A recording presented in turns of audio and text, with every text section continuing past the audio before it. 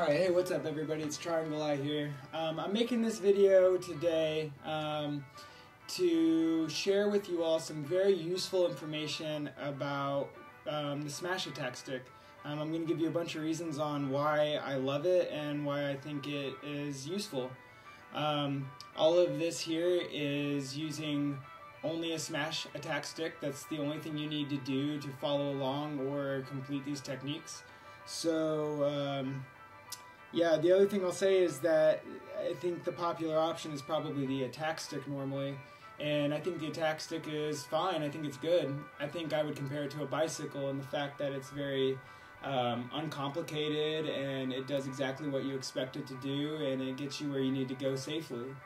The other hand, there's the Smashstick, which I think is much more like a motorcycle because I think it's powerful and dangerous and complicated and complex, and yeah, I think when it's used correctly and safely though, I think it can get you where you need to go much more efficiently. Alright, so let's get into it. Let's talk a little bit about what maybe you're missing with the Smashstick and maybe some things that you didn't know. The information about the Smashstick in this video is very important for some other videos I'm in the middle of making about smash buffers. So this will hopefully help you understand more what smash buffer will offer you by just understanding what the Smash Attack stick can offer you. Okay? So let's go to Final Destination. I'm going to be playing with Mario just for example's sake. I feel like he's a common enough character and people kind of know how he moves and he doesn't move in any one way too much. Yeah, so we got Mario here on the track, and I think the first thing everybody notices and kind of dislikes about the Smash Stick is that if you hold it in, it deactivates your L stick or sets your L stick to neutral. So if I do it like in the air with Mario like that, he's gonna fall down and he's not going to be able to move. I'm not going to be able to readjust myself afterwards. And if I continue to hold it, then my left stick goes dead. And for a lot of people, this is disconcerting and can be very aggravating, and I understand all that. I would argue, though, that it's actually an advantage that it's disconnecting your left stick. I think it works as a wonderful spacing tool and can work to your advantage. And also the mechanics of how it is deactivating and then reactivating your left stick inputs while also putting in its own left stick inputs leads to some very incredible techniques. And I'll get into that a little bit more later, but just to show you, so if I jump off the edge here, and I'm just going to jump, use my left stick, and use my right stick to do air moves. So I'm going to jump off the stage here and do a fair with Mario, a forward air. That's what it'll look like.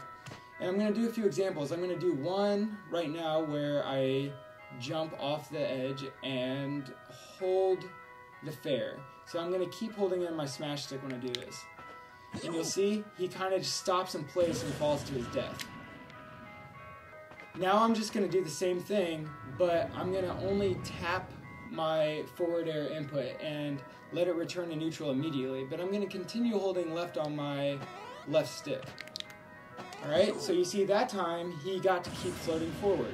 So here's another thing I'll show you that's important. So I'm going to keep holding forward on my left stick, jump off the stage, and keep holding forward on my C-stick until about halfway down. Then I'm going to let my C-stick return to neutral, at which point I'm going to still be holding forward on my left input, and you'll see me start to regain my momentum.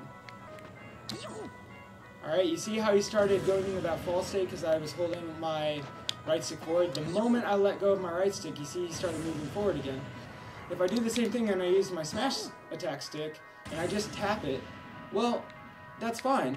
It's just going to return to neutral, and it's not going to continue to impede my momentum. So you might want to impede your momentum though. Like, so if I'm coming up on Jiggly here and I want to like come in and start holding my Smash Attack down so that I float towards her and like land on her and hit her with my move, well, that's like a good thing to do. You see, like I was able to line it up by holding in my smash attacks. Like, but if I just flick it, I'm gonna overshoot.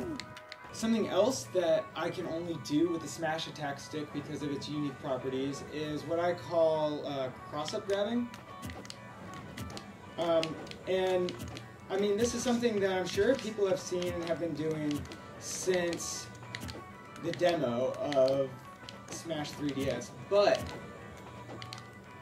I can't get them consistently out like this with any other technique. You know, so it's not that hard this way. It's pretty dang easy. Most of the time, when I used to do it before, it would look a lot like this. You probably understand what I'm doing. So I'm trying to turn around and use my grab button to, you know, do a grab. And you can do it. In some characters, it's a lot easier. It takes a lot of practice.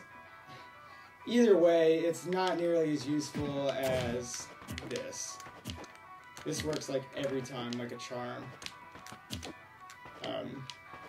You can slide behind people and like grab them. The other thing is sliding smash attacks. And you can even charge them. Alright, so for this, all you want to do is, if I'm going to do a sliding smash attack like that, I'm going to press forward on my left stick. Then I'm going to press the opposite direction on my left stick. And then I'm going to press in that same direction with my smash attack. Okay, you understand? So I just do it in quick succession. And I'll hold down the smash button.